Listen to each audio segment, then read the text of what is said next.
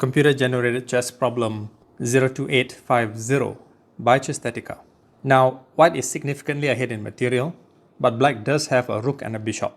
Notably, the rook on b5 can be captured by the pawn, so why not do that? Pawn captures rook with check. Okay, king captures pawn, queen to d5 check, king to a6, queen to c6 check, king to a5, king captures bishop.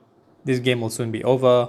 King to b4, bishop to d6 check, king to b3, queen to c2 mate. On the sixth move. But does white really need to capture that rook? It turns out the answer is no, and here's why.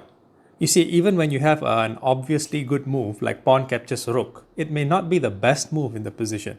This is chess. The best move in the position, as confirmed by the engines, is queen to c4. There's no hurry to capture the rook. Now if bishop to c2, let's say, queen captures rook with mate. So what can black do? Bishop to e2, X-ray defending the rook. White just captures the bishop, and now the threat returns. Queen captures rook with mate. Black plays king to b7.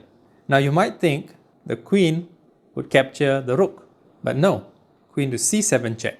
So this is the second time white has refused to capture the rook. In the best solution to this problem, if king to a6, queen to a7 mates, notice how the rook blocks the king's flight square, but even if the rook wasn't there, the pawn would be guarding that square.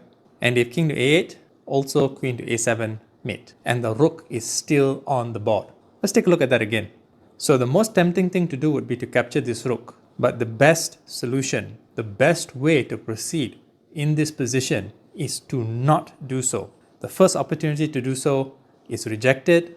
Bishop to e2, king captures bishop, king to b7. The second opportunity now to capture the rook again is rejected. Why? Because if the queen captures the rook, king to c8, and then bishop to d6, and then king to d8, and then queen to b7, and then king to e8, and then queen to e7.